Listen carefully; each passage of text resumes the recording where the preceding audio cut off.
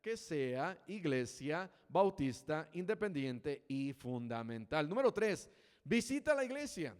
Visita la iglesia por lo menos un mes. Y visita esa iglesia. Tuvimos una familia aquí con nosotros. Estuvieron viniendo un mes. Y después del mes hablaron con nosotros allá en la oficina y me dijeron, pastor, ¿sabe qué? Sentimos que no es el lugar donde Dios nos quiere. Ok, bueno, está bien. Ya me había emocionado de que se iban a quedar aquí con nosotros. Pero creo que si voy una vez no es suficiente. Tengo que por lo menos ir un mes y estar orando para ver si ese es el lugar. Si acaso el pastor no me recomendó la iglesia, ir por lo menos un mes para saber si esa es la iglesia en donde Dios quiere que me reúna. Hace años llegó el hermano Iván, la hermana Selene, vinieron a nuestra iglesia 2 veces. Y después a ellos ya les habían recomendado otra iglesia. Cuando llegaron a Puebla fueron a otra iglesia, pero no los saludaron. Y entonces dijeron, bueno, vamos a buscar otra iglesia. Llegaron a nuestra iglesia y regresaron al tercer domingo a la iglesia que les recomendaron y no los volvieron a saludar. Y dijeron, bueno, pues allá sí nos saludaron, regresaron nuevamente a nuestra iglesia la segunda vez. Y después de 3, 4 semanas me dijeron, pastor, ¿sabe qué? Nos puede visitar. Y mi esposa y yo los fuimos a visitar. Y entonces después de ahí ya comenzaron a venir a nuestra iglesia. Tomaron la decisión ya de quedarse después de algunas semanas. Y entonces creo que eso es bueno, de por lo menos visitar una iglesia un mes. Si hay alguien, quizá nos está escuchando y está buscando una iglesia, ¿qué hago? Bueno, esta es una buena idea. Número 4, si estás casado, toma la decisión con tu esposa en oración. Porque es una decisión importante. Si estás casado, toma la decisión con tu esposa en oración.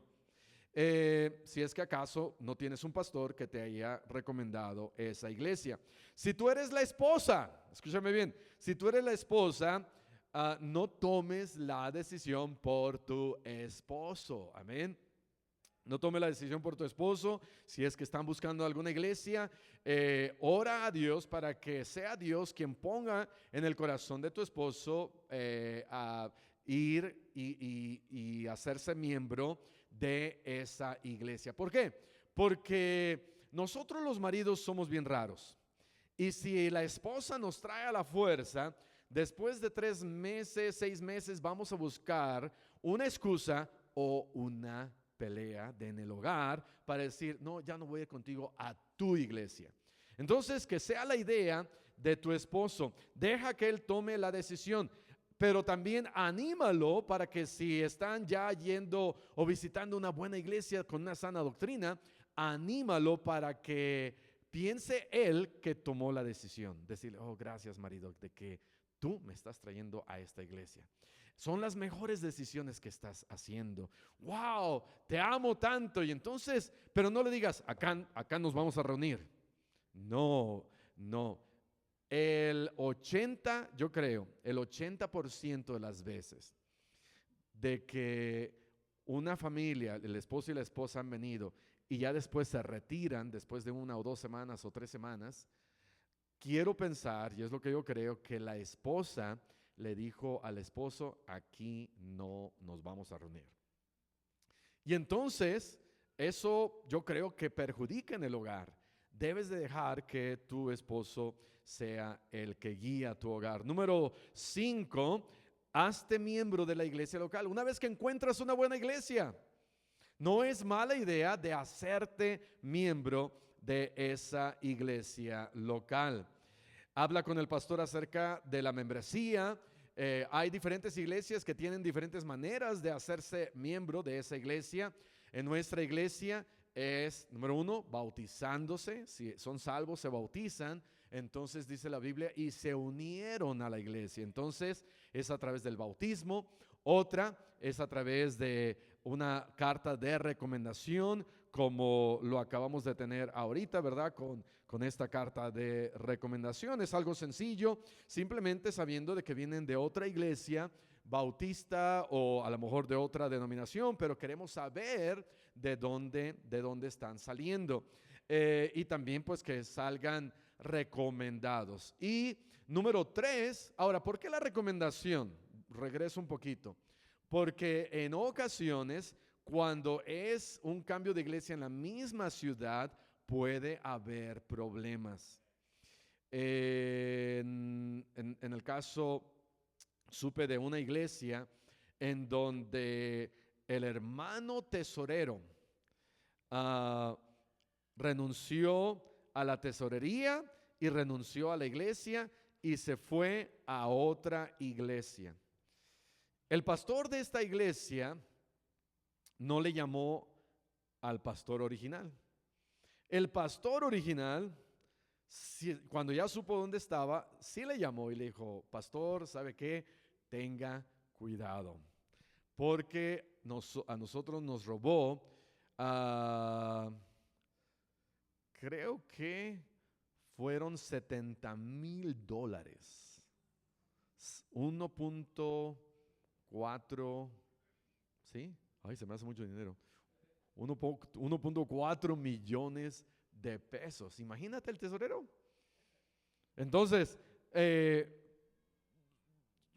como pastor, yo quiero saber, ok, de dónde vienen, quiero tener referencias para ver si algún día van a poder tener un puesto de liderazgo o vamos a tener que quizás ponerlos en cierta disciplina hasta ver que crezcan bien, y en ocasiones simplemente no los hemos aceptado. Hace años, el primer año de nuestra iglesia, cuando nuestra iglesia estaba pequeña y necesitábamos miembros en nuestra iglesia, vino una familia grande y me dijo: pastor, ya no queremos ir a esta otra iglesia. ¿Por qué? Es que hay mucho chisme y están levantando chisme de nosotros. Y le dije: ¿saben qué? Eso no es suficiente para dejar una iglesia, y lo vamos a ver otro día, pero una de las razones para dejar una iglesia es si es que hay apostasía, si hay inmoralidad en la iglesia, o principalmente el pastor no debería de estar ahí. Esa es otra. Y entonces, pero solamente porque me vieron feo no es una buena razón para dejar la iglesia. Una vez que me hago miembro de esa iglesia, voy a tener ciertas dificultades con personas y con gente. ¿Por qué? Porque somos seres humanos. No hay una iglesia perfecta. Amén. Excepto la de Puebla. No hay una iglesia perfecta. Y alguien va a mirarnos mal y alguien a lo mejor voy a tener ciertos problemas, pero esa no es razón para salir de mi iglesia. Porque imagínate, si fuera por miradas feas, yo ya me hubiera ido. Amén. ¿A dónde va a pasar? Es que me vieron feo. Y no es para dejar una iglesia, pero se necesita de que número 5, de que te hagas miembro a esa iglesia local. Habla con el pastor acerca de la membresía. Comienza a ser fiel a todos los servicios. Comienza a diezmar. Es una buena manera de apoyar la iglesia. Apoya a tu nuevo pastor en todas las decisiones. Y no hables mal de tu iglesia. ¿Por qué? Porque ahora es tu iglesia. Si tú estás y eres miembro de un partido de fútbol, no vas a querer hablar mal de tu equipo en el cual tú juegas. Mucho menos si le vas a la América y alguien le habla mal de la América, ¿qué haces? Te enojas. Pero alguien habla mal de la iglesia, ni te importa. No, deberíamos de aprender a amar nuestra iglesia más que nuestro equipo de fútbol. Amén. Y voy a apoyar a mi iglesia. No hables mal de las diferencias con tu iglesia anterior. No hables mal de las reglas ni estándares de la iglesia. No hables mal del pastor. No hables mal de los hermanos. No dividas la iglesia. El diablo te puede usar y el diablo puede usar a cualquiera para meter cizaña y para dividir una iglesia. A propósito, si algo pasa en la iglesia y algún hermano dice algo de ti y ya después se suben al carro y empiezan a hablar mal del hermano, y tienes ahí a tus 2, 3 hijos de 7 años, 8 años, 10 años, ¿sabes qué? Ellos están ¿qué? Ellos están escuchando. Y si estás hablando mal del, espero que no, pero si estás hablando, no hay nada de mí que pueda, no. Pero si estás hablando mal del pastor, los hijos están escuchando. Y cuando crezcan y quieras decir a tus hijos, ¿saben qué? Esta decisión que ustedes están tomando de adolescentes es mal, vamos a ir con el pastor. Ellos van a decir, pero si tú hablabas tan mal del pastor y ahora me quieres llevar con el pastor, y perdemos credibilidad. No hables mal de los hermanos. Si hay algún problema y necesitas hablarlo, pues háblalo con tu esposa, con tu esposo en privado, o pueden venir y hablarlo con el pastor. Quizás fue un mal entendido. Y la mayoría de las veces es un mal entendido. Y lo mejor que puedes hacer es ir con ese hermano y decir, hermano, ¿sabe qué? No le entendí qué quiso decir con esto. O no sé qué está pasando, algo está pasando, siento algún tipo de tensión. O tratar de arreglar eso. Es bíblico, dice la Biblia, ve con tu hermano y arregla las cosas, Y si no, bueno, habla con el pastor para ver si se puede arreglar las cosas. Pero hazte miembro, es importante hacerse miembro de esa iglesia local. Número 6, sirve en tu iglesia. Busca oportunidades para servir. Busca un ministerio para servir. Limpia los baños. Pastores, que yo quiero servir cantando. Ok, a lo mejor hay un proceso, un tiempo para conocerlo, para conocerla. Pero cualquiera puede limpiar los baños, lavar los baños. Cualquiera puede venir a arreglar las sillas, venir a barrer, venir a trapear, venir a hacer algo y poder servir en tu iglesia local. Busca oportunidades y oportunidades hay muchas. Y número 7, ora por tu pastor y por la iglesia todos los días. ¿Qué tan importante es orar por el pastor? Es importante orar por el pastor porque, sabes, muchas iglesias no tienen pastor. Número 2, porque el pastor se puede ir a San Luis Potosí porque allá están los tacos de la esquinita. Entonces ora por tu pastor. Ora por tu pastor porque hay muchos ataques del diablo. Hay muchos ataques del diablo. Aquí en Puebla teníamos hace 3 años, 2 años, 3 años, teníamos en el área de Puebla 12 pastores que nos estábamos reuniendo. De esos 12 pastores, 3 ya no están en el ministerio. Eso quiere decir que es una cuarta parte. El diablo está atacando una cuarta parte de los pastores que antes estábamos.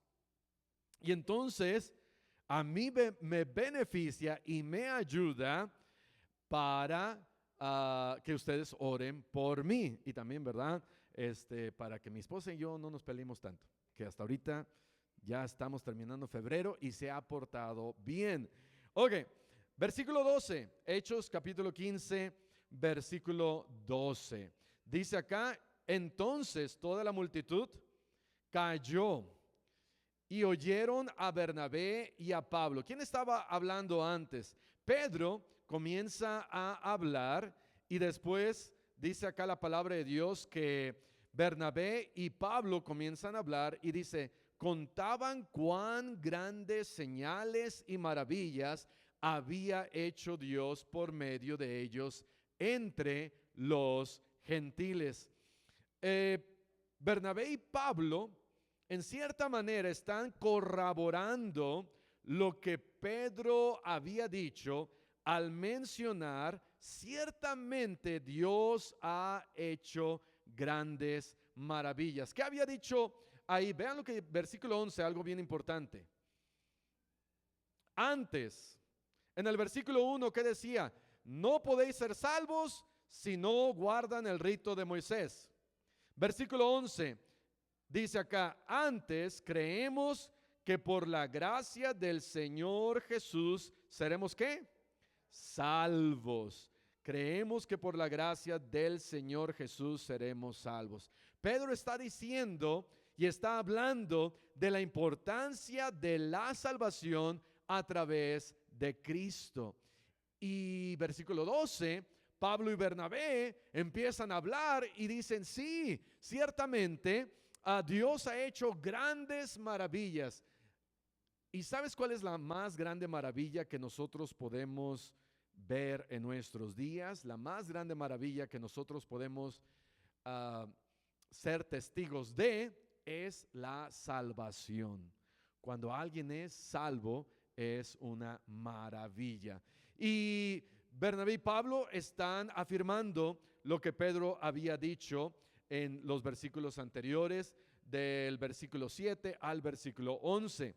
Versículo 13, Hechos 15:13. Y cuando ellos callaron, y está hablando acerca de Pablo y de Bernabé, y están bien emocionados contando todo lo que Dios había hecho por medio de ellos allá con los gentiles. Cuando ellos callaron, Jacobo respondió diciendo: varones hermanos, oídme. ¿Quién era Jacobo? En la Biblia encontramos a 3 Jacobos. Para hacerlo un poquito más difícil, en la Biblia encontramos 3 Jacobos. El primero, encontramos a Jacobo, hijo de Alfeo. Era uno de los 12 apóstoles y no se sabe mucho de él. El segundo era Jacobo, hijo de Zebedeo, hermano de Juan. Fue quien muere allá en Hechos capítulo 12, versículo 1 y 2. Y verdad, dice que ahí que el rey Herodes echa mano de algunos de la iglesia y mata a espada a Jacobo. Y tercero, encontramos a Jacobo, el hermano de Jesús. Vean conmigo lo que dice, vean conmigo lo que dice Gálatas 1:19. Gálatas 1:19.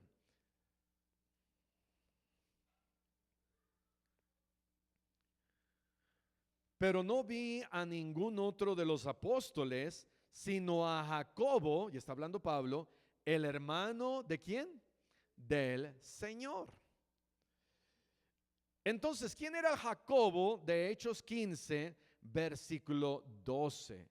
Hechos 15:12 no es Jacobo hijo de Alfeo, no es Jacobo hijo de Zebedeo, es Jacobo el hermano del Señor. Se cree entonces que Jacobo, el hermano del Señor Jesús, durante el ministerio del Señor Jesús, no era alguien apegado o que lo estaba siguiendo, pero es durante la crucifixión y de ahí en adelante en donde este Jacobo ahora se comienza a reunir con los apóstoles y Dios lo comienza a usar en la iglesia de Jerusalén. Y como nos damos cuenta aquí, ahora Él es quien detiene todo cuando tienen este concilio, y Él es quien habla, Él es quien toma la decisión, Él es quien llega a una solución al problema. ¿Y esto qué lo hace a Él? El pastor de la iglesia de Jerusalén. Pregunta: ¿quién más estaba ahí? Pedro. Si Pedro, esto es algo interesante, si Pedro hubiera sido el primer papa, Jacobo hubiera dicho: a ver, Pedro, A ti se te entregaron las llaves. ¿Cómo que fue lo que le dijo el Señor Jesucristo? Lo que tú abrieres acá en la tierra será abierto acá, lo que tú abrieres allá en el... Algo no me acuerdo muy bien, pero el Señor Jesucristo llama y declara a Pedro y le dice, ¿sabes qué, Pedro? En esta verdad que tú crees que Jesús es el Hijo de Dios, es la verdad que precisamente tú acabas de decir, la verdad fundamental. Pero no le está llamando a él piedra de la iglesia o la base de la iglesia, porque si lo hubiera sido, ahora Pedro aquí, él hubiera dicho, hey, yo soy la piedra de la iglesia, la piedra angular, y yo voy a tomar la decisión de qué es lo que se tiene que hacer. ¿Quién hizo esto? Jacobo. Es más, Jacobo, cuando se refiere a Pedro, no, ni siquiera le dice Pedro por el nombre por el cual el Señor Jesús lo llama, sino dice, este Simón. No le llama ni siquiera a Pedro. No que estaba enojado con él, pero Jacobo era el líder de esta iglesia. Regresando a Hechos capítulo 15, entonces, ¿quién era este Jacobo? Este Jacobo era el hermano de Jesús y fue quien también escribió el libro de Santiago. Fue también que escribió el libro de Santiago. Y si Jacobo creía que era por la gracia de Jesús la salvación, cuando leemos allí en Santiago, pudiera darse a entender que debemos de guardar las obras. Pero si Santiago o Jacobo, que son los mismos, Jacobo está diciendo, no, es por la gracia del Señor Jesús que somos salvos. No es que él haya cambiado de doctrina, sino que él estaba estableciendo, si tú eres salvo, tienes que mostrarlo con tus buenas obras. Es lo que estaba diciendo Jacobo. Muy bien, versículo 14. Versículo 13, terminamos ahí leyendo que dice, Jacobo respondió diciendo, varones hermanos, oídme. Versículo 14, Simón, está refiriéndose a Pedro, ha contado cómo Dios visitó por primera vez a los gentiles para tomar de ellos pueblo para su nombre. Esto sucede, Jacobo está relatando de cómo Pedro había relatado cómo él había sido también usado por Dios para llevar el evangelio a los gentiles. ¿Dónde sucedió eso? Hechos capítulo 10, con la conversión ¿de quién? De Cornelio. ¿Se acuerdan que baja un manto y Dios le dice come? Y él dice, no, Señor, ninguna cosa común o inmunda yo me he comido, solamente una semita. Y entonces se va al cielo, ¿verdad? Y baja otra vez y no, Señor, sube. Baja la tercera vez y Dios le dice, come, yo te estoy diciendo que comas. Y esa era una manera de Dios para decirle a Pedro, Pedro, ¿tú qué piensas que los gentiles son comunes o inmundos? Para ellos también es dado el evangelio. Es más, yo quiero que tú les lleves el evangelio. Y Cornelio fue la primera persona gentil con su familia en ser salvos. Y Jacobo está haciendo aquí referencia a todo eso. Versículo 14, Jacobo hace referencia a lo que Pedro, a la historia de Pedro y Cornelio y la entrada del evangelio a los gentiles. Versículo 15, y aquí vamos a leer al 18. Hechos 15:15. Y con esto concuerdan las palabras de los profetas como está escrito. Me gusta como dice ahí, concuerdan. ¿Sabes qué? La palabra de Dios concuerda. La palabra de Dios concuerda. ¿Qué quiere decir eso? Que la palabra de Dios no se va a contradecir, que si vemos alguna contradicción debemos de leer bien, debemos de leer el contexto, y a veces aún el contexto cultural, las vidas de los personajes, pero la palabra de Dios concuerda. ¿Con qué? Con las palabras de los profetas. ¿Qué profetas? Del Antiguo Testamento. Y Jacobo hace referencia a los profetas, aunque aquí cuando va a mencionar y parafrasear solamente se refiere al profeta Amós, hay otros profetas de los cuales Jacobo sabía que la palabra de Dios estaba diciendo que un día los gentiles también tendrían la salvación de Jesús. Jacobo lo sabía. Y ahora viendo todo esto, viendo que Pedro había ido con Cornelio, viendo que Pablo y Bernabé habían regresado no solamente de Jerusalén, pero de los viajes del primer viaje que acaban de hacer, contando todo lo que Dios ha hecho, el pastor Jacobo dice, pues Simón tenía razón, Pablo y Bernabé tienen razón, y los profetas concuerdan con todo lo que estamos escuchando, de que los gentiles serían salvos. Y esto es la lectura o la porción que él menciona. Versículo 16. Después de esto volveré y reedificaré el tabernáculo de David, que está caído, y repararé sus ruinas y lo volveré a levantar, para que el resto de los hombres busque ¿a quién? Al Señor, y todos los gentiles sobre los cuales es invocado mi nombre. Dice el Señor, que hace conocer todo esto desde tiempos antiguos. ¿Dónde está esto? Vamos a ir a Amós, capítulo 9. Amós, capítulo 9. Pastor, mi Biblia no tiene Amós. Sí, la debe tener. Hay que buscarle bien. Amós. Amós, Abdías, Jonás, Miqueas. Está antes de Jonás. Amós capítulo 9, versículo 11 dice la Biblia, y versículo 12.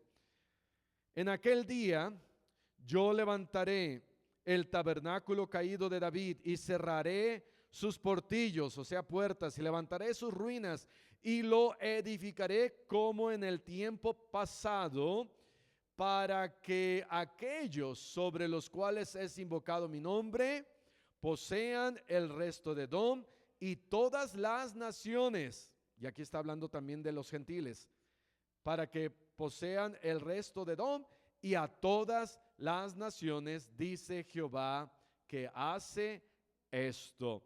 Y Jacobo entonces está hablando de esta porción. ¿Qué es lo que entendemos de esta porción? Que Jacobo se estaba refiriendo al profeta Amós, pero también estaba incluyendo a otros más apóstoles cuando dijo, profetas, cuando dijo a los profetas. Que las palabras en Hechos que están ahí, de Hechos capítulo 15, del 16, 17, 18, fueron parafraseadas por Jacobo para dar un mejor entendimiento a la profecía, porque como nos podemos dar cuenta, no está exactamente igual. ¿Y qué más entendemos de esto? Pues que el significado de la profecía era, o lo que él estaba tratando de decir, que Jesús vendría y restauraría a Israel, y que también los gentiles podían ser salvos a través de Jesús. Básicamente esos versículos quiere decir eso. Versículo 19, vamos ahora a regresar, Hechos 15, 19 y 20. Hechos 15, 19 y 20. Por lo cual yo juzgo que no se inquiete a los gentiles que se convierten a Dios, sino que se les escriba que se aparten de las siguientes 4 cosas: contaminaciones de los ídolos, de fornicación, de ahogado y de sangre. Aquí está Jacobo dando su, por decir, veredicto.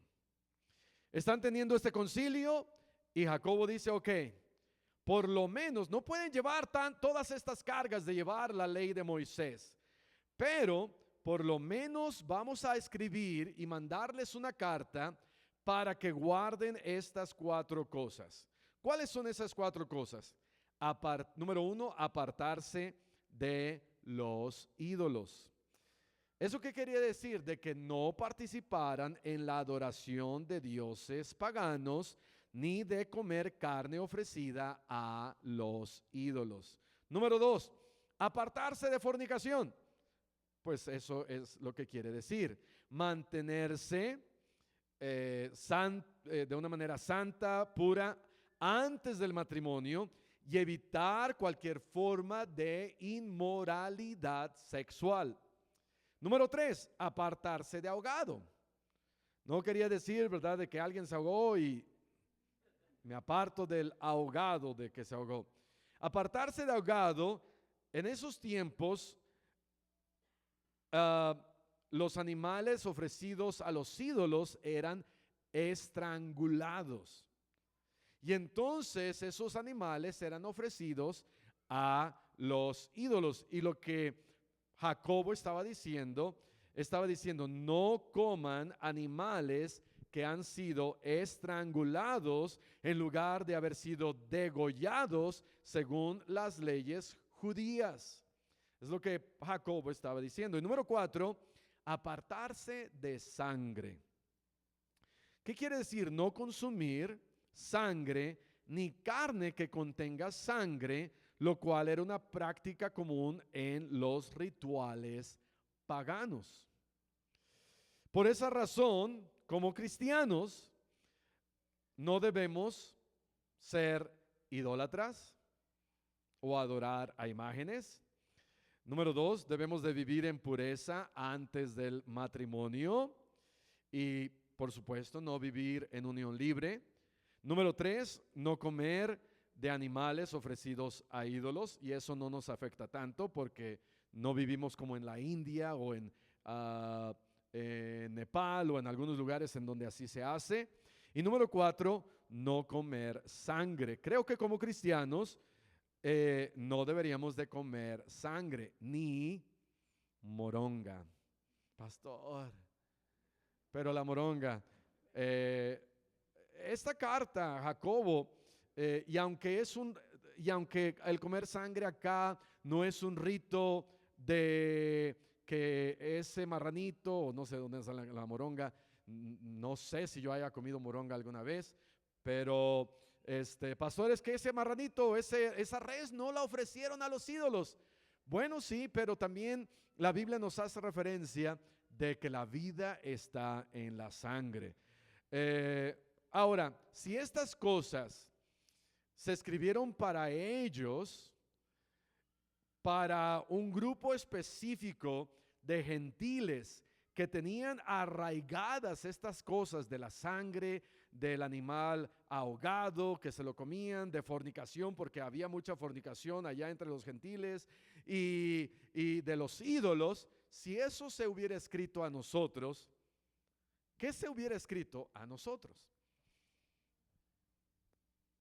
Pudiera yo decir 4 cosas. Jacobo hubiera dicho a la iglesia cristiana bautista o a la iglesia de Puebla: dejen de adorar a los ídolos, sácalos de tu casa y destrúyelos, aún las estampitas. Número 2, dejen de ir a fiestas mundanas y de emborracharse, y también a los 15 años que te gustan. Número 3, vive una vida consagrada, limpia y pura, y no en fornicación. Esa creo que sí nos diría eso. Y número 4, ya no pongas altares durante el Día de los Muertos. No sé, algo nos hubiera escrito Jacobo para hacernos ver en qué quizás cosas deberíamos de afirmarnos más. Regresando a Hechos 15, último versículo, versículo 21. Porque Moisés desde tiempos antiguos tiene en cada ciudad quien lo predique en las sinagogas donde es leído cada día de reposo. Ahora, en esos días aún no se habían dado varias de las epístolas y de los evangelios que ahora nosotros conocemos. Lo que en esos tiempos se leía en las sinagogas era la ley de Moisés. También se leían los salmos, también se leían los libros históricos, también se leían los libros proféticos.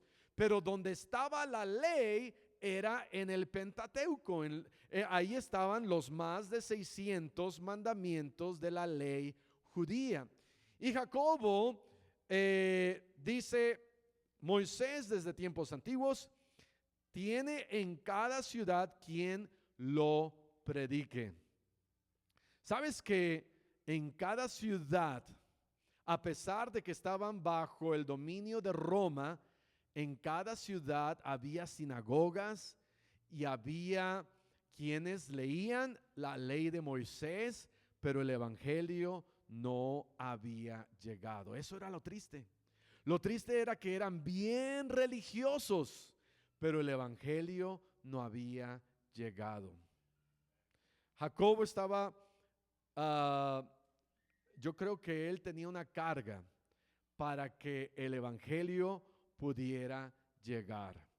Y él dice, de por sí Moisés ya es leído cada día de reposo. Leían la ley de Moisés cada sábado, se leía en todas esas ciudades. Y Jacobo dice, lo que nosotros necesitamos para la iglesia y todas las iglesias, que comiencen, que no se les dé esta carga pesada de llevar, que ni nuestros padres pudieron llevar, y que guarden estas cosas, que guarden estas cosas. Ok, vamos a terminar ahí, vamos a cerrar nuestros ojos y vamos a orar. Padre Celestial, te damos gracias por tu palabra, te damos gracias por